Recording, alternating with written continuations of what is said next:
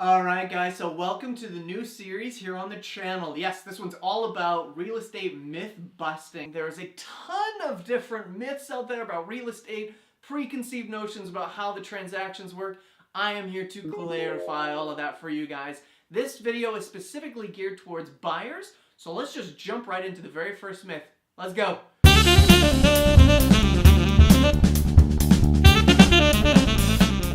So the first myth that comes into this, usually with new home buyers, is you think, you know what, I've got the down payment, that's all I need. So the reality is with this one is that you need a lot more than that. So typically I would say you need around $7,500 for closing costs, for repairs, for improvements. I mean, one of the first things people do when they buy a home is they go, okay, I didn't like that bathroom, I'm gonna gut it, I'm gonna change it out. So make sure that you have some money stashed away, not just the down payment. You need more saved up than just that. I've had friends that have moved into a home and they didn't realize that the blinds didn't work or that the microwave wasn't working. So if you don't have this budget set aside for that, then you're going to be upset because you just spent all your money on the down payment and getting into this home and you have nothing left for the upgrades and things like that. Always come. Always come. So my recommendation is to get about $7,500 set apart just for upgrades and for the closing costs and that kind of thing. You will thank me for it later, buyers. I've seen people even go so far as to suggest that you need around $20,000 aside from just the down payment. So myth number one is all you need is a down payment. Save more than that. You'll be grateful that you did. Awesome. On to the next one. Home buyers, this is another one that I think is really, really important for you guys, is to remember that even if you don't have kids yet, it's good to be in a good school district. You want to be zoned in for a good school because the next person that comes to buy your house or the next person that's interested when you're ready to sell and you're ready to move on, they may have a big family and they probably do want to be able to be in a good school district. This actually applies to not just that. So if you're not really the outdoorsy type and you don't really go to rec centers and that kind of thing, still, you want to be in proximity to those kinds of things because that's going to add value to your house when you want to sell in the future. So you got to always kind of be thinking a few steps ahead as far as when you're looking at the location of your home. Rec centers, parks, school districts, even if those things don't apply to you, they're very important to keep in mind to be close to, because the location, you can't move the location, but you can change the house inside. So make sure that when you're buying your home, don't just put those things out of your mind if you don't have kids or if you don't go to the park or you don't use rec centers, because the next person to buy might very well think of those things as must-haves.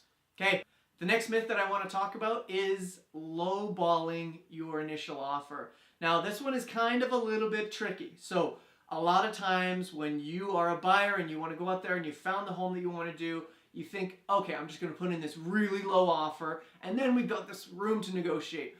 But the reality is that that can sometimes end up being a bad thing to do. Nobody likes getting too low of an offer because what will happen is the seller looks at that and goes, I'm not even going to entertain this offer. Like, it's just so out to lunch. And you'll end up getting ignored. The best thing to do in this kind of situation is listen to your realtor. So going in with a low offer is fine, but if you come in too low, you're going to run the risk of getting completely ignored, and we don't need that in this situation. You've fallen in love with this home, or this home is exactly what you're looking for. The last thing you want to do is just get ignored. It's going to frustrate you. It's going to frustrate the seller.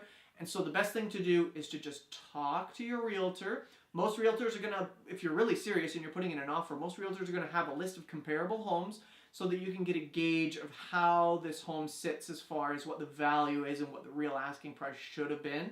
And then you can gauge how much you want to go below that as far as your initial offer and then negotiate from there. But one thing to keep in mind is be careful with the low offers. You might think that it's a great idea to go in there super low, but it can sometimes be a deal breaker, and that just frustrates everybody. So don't go in for too low. Listen to your realtor. They know what they're talking about. Okay, the next one is how long the house has been on the market. So you might think the house has been on the market for a long time. That means we have the advantage. You know, when it comes to negotiation, we've got it covered. They've been on the market for so long, they got to be desperate. Days on the market can definitely be a good measuring stick for how desperate a homeowner can be, but you have to factor in a few other things too. Sometimes just being in a weird location, or the inside was very, very custom and the person had kind of a weird sense of style, that can definitely influence how long a house is on the market, but that does not necessarily mean that you have this great advantage when it comes to negotiation. Everybody who is living in their home and trying to sell their home, they're very attached to that home. They're very emotionally attached. And so what that means is that they don't necessarily want to just, they don't necessarily just want to get rid of their home right away. They want to make sure they get the right price. So just because it's been on the home for a long time doesn't necessarily mean that the negotiations are completely in your favor. Keep that one in mind. So this one's just like the other one. So you might think, okay, I see this home that I'm interested in and I've noticed that they've just reduced their price multiple times. The first thing that comes to everybody's mind is, well, then that means that when it comes to negotiating, you've got tons of room, these guys are desperate.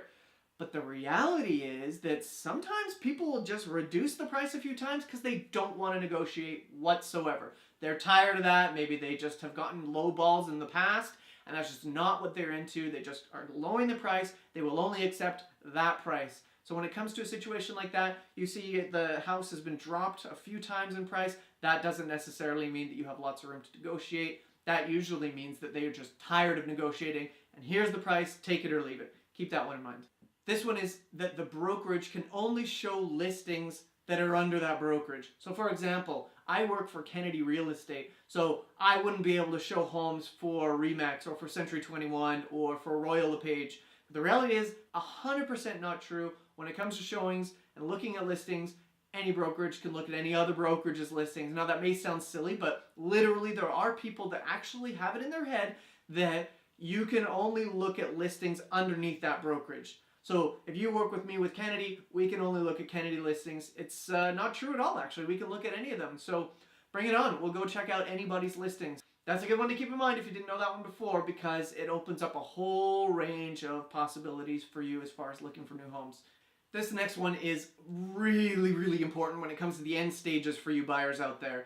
Make sure that you have pre-approval for the home from your mortgage broker before you put in an offer. Some people think that they can just get the approval after you submit an offer, but the reality is, yes, technically you can do that, but it is so much better for you guys to get pre-approval on that offer for that offer amount beforehand.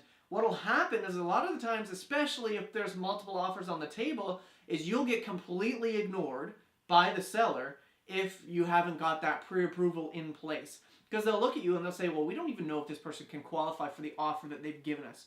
So make sure that you get pre-approval beforehand. You can't wait until after the offer. It's just not worth it.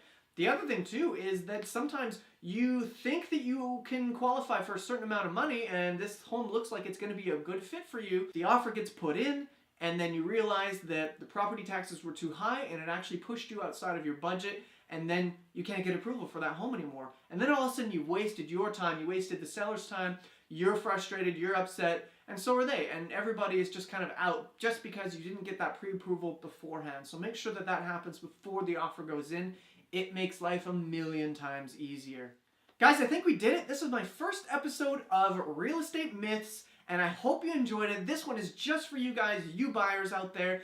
The next one I'm doing is all for sellers, and the one after that will probably mix in a little bit of the just sort of general real estate myths out there. But I hope you enjoyed this, and if you liked it, leave a like, leave a comment, subscribe, and we'll have more videos for you later. Okay, thanks so much, guys. See you in the next one. Bye. The risks of doing your video at home when you got dogs around you. Oh yeah, real estate myths. I hope you enjoyed the video, everybody, and we'll see you later. Bye.